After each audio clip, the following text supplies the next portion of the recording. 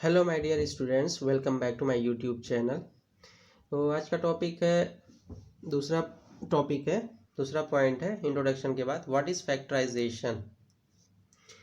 When we factorise an algebraic expression we write it as a product of factors. जब हम कोई भी algebraic expressions जो भी है उसको फैक्टराइज हम करेंगे, वो फैक्टर्स के प्रोडक्ट के फॉर्म में हम उसे लिखते हैं। ये सारे फैक्टर्स नंबर्स हो सकते हैं, अलजेब्रिक वेरिएबल्स हो सकते हैं, अलजेब्रिक एक्सप्रेशंस हो सकते हैं। अब जैसे अलजेब्रिक एक्सप्रेशंस एग्जांपल के तौर पे दिया हुआ है 3xy 5x² y 2xy + 2 5y + 1 and y + 2। ये सारे जो है फैक्टर्स के प्रोडक्ट के फॉर्म में दिए हुए हैं, तो ये ऑलरेडी ये फैक्टराइज हैं।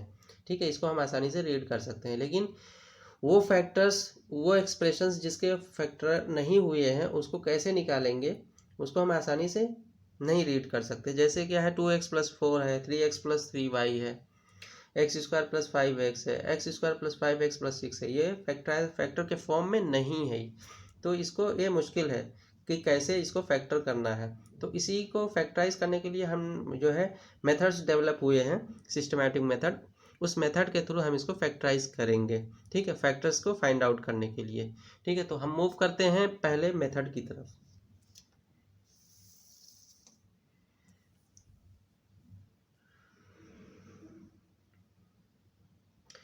तो इसमें पहला मेथड मैं आपको एक्सप्लेन कर रहा हूँ, मेथड ऑफ कॉमन फैक्टर्स। ठीक है, फैक्टराइजेशन का पहला ये मेथड है। We begin with a simple example. एक सिंपल एग्जाम्पल हम लेते हैं, उसके थ्रू हम जो है क्या नाम है प्रोसीड करेंगे, इसको समझेंगे कि कैसे कॉमन फैक्टर्स जो है निकलते हैं इस मेथड के through. We shall write each term as a product of irreducible factors. ठीक है, जो भी मतलब इररिड्यूसिबल फैक्टर वही प्राइम फैक्टर समझ लो, नेचुरल नंबर जैसे होता है जिसका प्राइम फैक्टर कहलाता है, जो निकलता है फैक्टर उसको प्राइम फैक्टर कहते हैं। तो ऐसे ये अलजेब्रिक एक्सप्रेशन है, तो ये प्राइम फैक्टर की जगह पे इररिड्यूसिबल फैक्टर लिखा रहेगा। इररिड्यूसिबल फैक्टर मैं आपको बता चुका हूँ, जो उसको छोटे से छोटे फैक्टर में मतलब जो है समझ लो प्रोसीड करता है, उसको तोड़ता है, ब्रेक करता है। ठीक है, तो इसमें दो टर्म्स है। पहला है 2x को लिख दिया 2 × x। अब इससे छोटा पॉसिबल नहीं है, रिड्यूस नहीं हो सकता है, इससे कम नहीं हो सकता इसका फैक्टर प्रोडक्ट। ठीक है, 2 × x।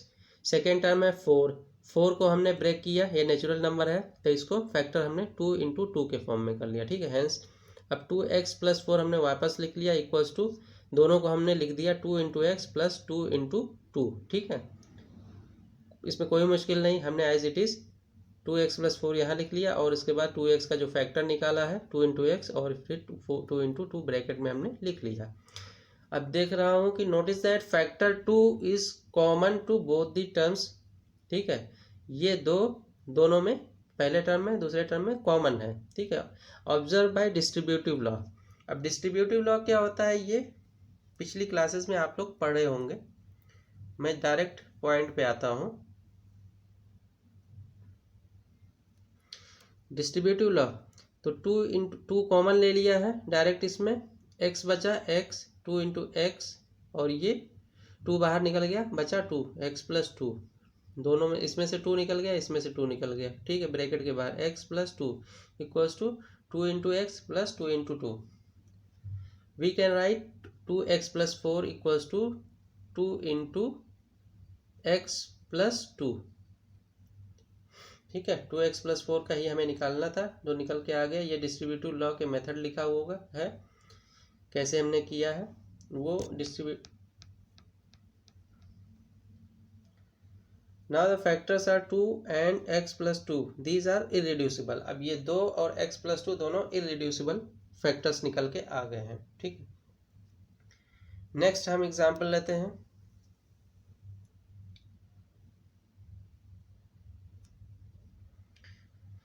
फर्स्ट टर्म 5xy, इसको हम फैक्टराइज किए 5 × x × y। सेकेंड टर्म है 10x, 10 को हमने ब्रेक किया 2 × 5 × x। 10 को नेचुरल नंबर है, इसको फैक्टर किया 2 × 5 × x। अब दोनों को हमने लिख दिया। ऑब्जर्व दैट 2 टर्म्स है 5 and x are as common factors. इसमें और इसमें क्या कॉमन है, 5 और x। ये 5x और ये 5 और x कॉमन है। ठीक है, 5 हमने इसको लिख लिया एक्सप्रेशन को 5xy प्लस 10x। इसको हमने जो अलग अलग हमने निकाला था फैक्टर्स, इसको लिख लिया 5 into X into Y plus 5 into X into 2। जो कॉमन है इसको हमने पहले लिख लिया। अब प्रोडक्ट है, चाहे इसको पहले लिखो या इसको पहले लिखो, फर्क नहीं पड़ेगा, ठीक है। तो हमने इसको देखा, जो कॉमन आ रहा है उसको हमने पहले लिख लिया, जो नहीं कॉमन है वो बाद में लिख लिया, ठीक है। 5 into X into Y, 5 into X into 2। अब ये दोनों कॉमन है, 5x इंटू वाई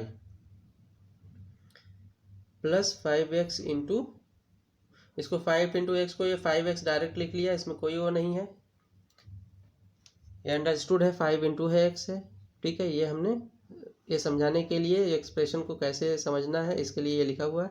तो 5x को एज इट इज इसने लिख लिया, और यहाँ पे भी 5x into 2। We combine the two terms using distributive law. इसको हमने कैसे कंबाइन किया, यूजिंग डिस्ट्रीब्यूटिव लॉ, ठीक है। दोनों को 5x कॉमन लिया हमने, एक्सप्रेशन को 5x into Y plus 5x into 2 यहाँ पे लिख लिया, इक्वल्स टू, दोनों में 5x कॉमन है, 5x बाहर कर लिया, मल्टीप्लाई ब्रैकेट, इसमें क्या बचा y लिख दिया, ये प्लस का साइन है, ये यहाँ पे 2 बचा, +2, ठीक। तो ये 5x और y प्लस 2 फैक्टर्स आ गए निकल के, यही आंसर हो गया, ठीक है। सेकेंड हम बढ़ते हैं regrouping, factorise by regrouping terms.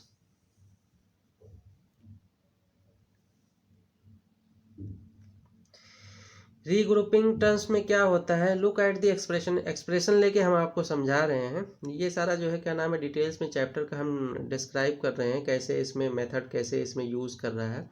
जब हम प्रैक्टिस करेंगे एग्जाम्पल में तो हमें और अच्छे से समझ में आएगा। और आप लोगों से रिक्वेस्ट है, अगर मेरे यूट्यूब चैनल पे नए हैं तो आप लोग सब्सक्राइब करें, लाइक करें और ज़्यादा से ज़्यादा लोगों को शेयर करें। अब ये एक्सप्रेशन में देख लीजिए, 2xy plus 2y plus 3x plus 3। You will notice that the first two terms have common factors.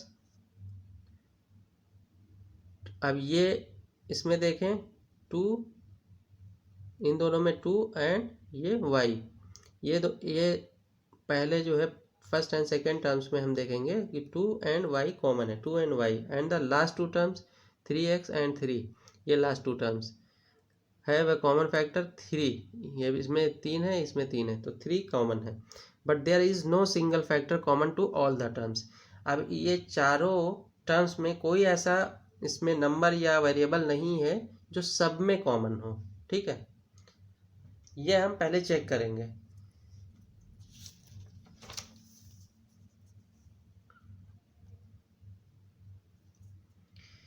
हमने वापस वही एक्सप्रेशन हमने लिखा है, 2xy plus 2y plus 3x plus 3।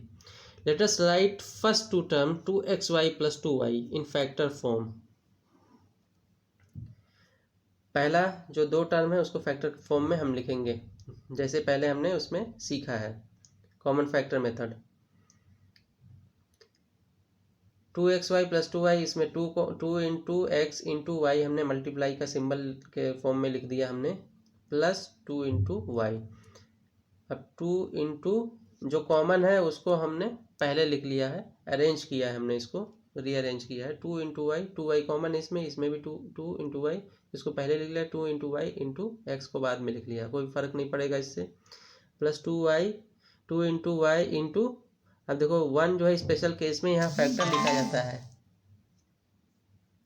We need to show 1 as a factor here, ठीक है, क्योंकि यहाँ पे कुछ बचेगा नहीं, तो इसलिए 1 ऑलरेडी हमने लिख दिया है, क्योंकि जब इसको कॉमन लेंगे तो यहाँ क्या बचेगा, 1 बचेगा। तो 2y इंटू एक्स को इंटू ये y को फिर से मल्टीप्लाई कर दिया है, एज इट इज लिख दिया, ये मल्टीप्लीकेशन सिंबल जो है यहाँ से हट गया, 2y into x plus 2y into 1 equals to, अब ये 2y और 2y कॉमन ले लिया, 2y बाहर आ गया, बचेगा x यहाँ लिख दिया ब्रैकेट में, और फिर ये प्लस बीच में, प्लस ये बचेगा 1, यहाँ पे 1, 2y x प्लस 1। अब इसका फैक्टर क्या आ गया, 2y x प्लस 1। अब लास्ट टू टर्म्स क्या है, 3x plus 3, 3 into x plus 3 into 1। यहाँ पे भी 1 शो किया गया है, स्पेशल केस है, क्योंकि ये वाले टर्म में क्या कॉमन है, 3 कॉमन हो जाएगा, तो यहाँ क्या बचेगा, तो वहाँ 1 रिप्रेजेंट इसीलिए किया गया है, ठीक है, 1 बचेगा जब कुछ नहीं बचेगा, क्योंकि 3 का 1 से मल्टीप्लाई करेंगे, 1 और 3 ये फैक्टर है 3 का। तो 3 into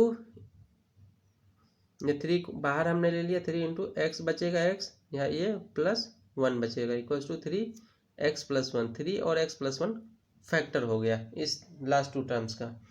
hence 2xy + 2y + 3x + 3 equals to 2y x+1 + 3x+1। हमने पूरा इसका हमने फैक्टर लिख लिया, ये वाला 2y x+1 और 3x+3 का फैक्टर लिख लिया 3x+1, ये वाला पहला और ये दूसरा।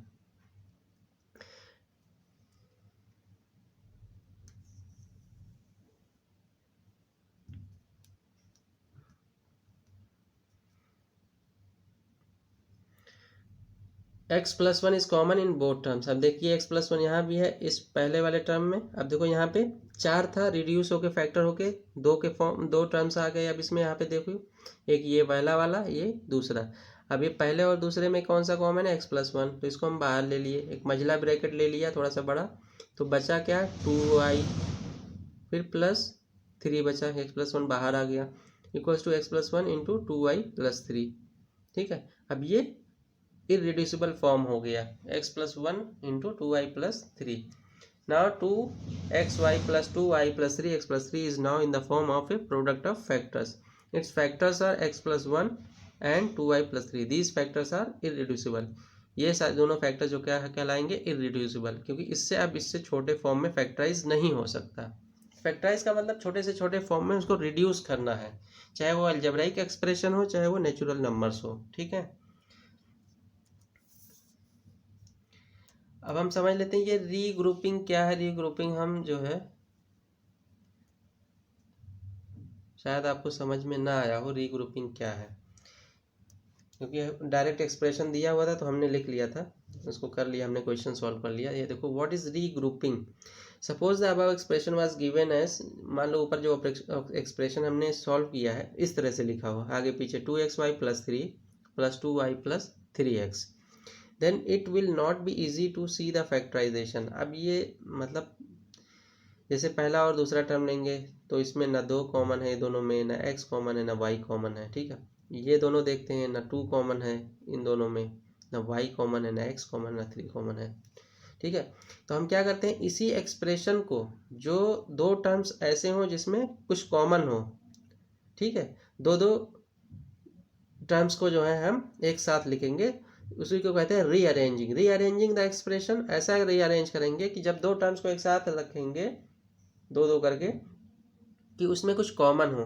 जैसे हमने लिखा 2xy, ठीक है, अब यहाँ पे 2y भी लिख सकते हैं प्लस या 3x भी लिख सकते हैं, क्योंकि जब हम 2xy + 2y हमने लिखा तो यहाँ पे देख रहे हैं कि 2 भी कॉमन है, y भी कॉमन है। ठीक है, 3x भी लिख सकते थे यहाँ पे, 3x जब यहाँ लिखते तो x कॉमन मिल जाता है हमें। ठीक है, तो ऐसा हमें करना, वो भी पॉसिबल है, ये भी पॉसिबिलिटी है। ठीक है, 2y प्लस, अब हमने 3 को इधर लिख दिया प्लस 3x। अब यहाँ पे ये दोनों को हम देखेंगे 3 कॉमन है, इन दोनों में देखेंगे 2 और y कॉमन है। ठीक है, तो इसे कहते हैं रीग्रुपिंग। इस तरह से हमें अरेंज करना होगा। अगर कुछ आगे पीछे टर्म्स दिया हुआ है, दिखने में पता नहीं चलता है फैक्टराइज होगा कि नहीं, तो हमें दो को एक साथ ऐसे देखना है, जज करना है कि जिसमें कोई कॉमन हो दोनों टर्म्स में, तो उसको रीअरेंज कर लेना है। इसी को कहते हैं रीग्रुपिंग।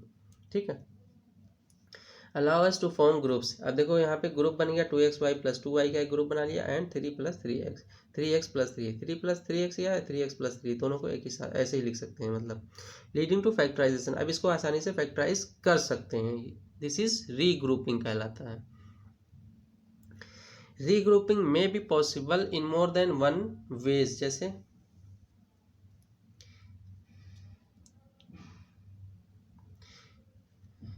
रीग्रुपिंग का मतलब जो जैसे भी बताया ना, मतलब इसने 3x भी, जैसे 2y है यहाँ पे 3x भी लिख सकते हैं, 2y को इधर भी कर सकते हैं, तो ये भी पॉसिबिलिटी है। एक से ज़्यादा तरीके हो सकते हैं रीग्रुपिंग के, ज़रूरी नहीं कि जो हमने लिखा है यही, एक और भी पॉसिबिलिटीज़ बन सकते हैं। ठीक है, और जब जो भी पॉसिबिलिटीज़ बनेंगे वो फाइनल जो फैक्टर एक ही आएगा। ऐसा नहीं आएगा कि मतलब रीग्रुपिंग करने पे दो तरह से मान लो रीग्रुपिंग हो रहा है तो दोनों के अलग अलग फैक्टर आएंगे, वो मतलब फैक्टर फाइनली वही आएगा। ठीक है, regrouping may be possible in more than one way. Suppose we regroup the expression as 2xy + 3x। अभी यहाँ पे हमने क्या करा था, 2y था, यहाँ पे देखो 3x लिखा, +2y + 3। ठीक है, तभी वह प्रोडक्ट फैक्टर जो आएगा वो वही सेम ही आएगा। 2xy + 3x + 2y + 3 2 × x × y + 3 × x + 2 × y × 1 + 3 × 1। अब इन दोनों को हम एक साथ लिया तो इसमें जो जो कॉमन है उसको बाहर करते हैं, x को बाहर करते हैं इंटू 2y + 3, x ही सिर्फ बाहर हो सकता है प्लस, अब इसमें देखा कुछ भी बाहर नहीं आ सकता है तो 1 बाहर आ सकता है, 1 × 2y + 3। अब यहाँ पे फाइनली दो टर्म्स आ गए, इसको हमने 4 से किस में कन्वर्ट किया, 2 में कन्वर्ट किया, यहाँ से लेके यहाँ तक 1, यहाँ से लेके यहाँ तक 2। ठीक है, अब इन दोनों में कौन सा कॉमन है, 2y + 3, 2y + 3, इसको बाहर कर लिया तो बचा x बचा, ये सब बाहर आ गया, +1 बचा। अब ये दोनों फैक्टर है, ये इररिड्यूसिबल फॉर्म कहलाएगा। ठीक है, आई थिंक आप लोगों को समझ में आ गया होगा। अगर कुछ भी समझ में ना आए आप लोग कमेंट्स करें, लाइक करें और शेयर करें, और ज़्यादा से ज़्यादा लोग सब्सक्राइब करें। Thank you so much.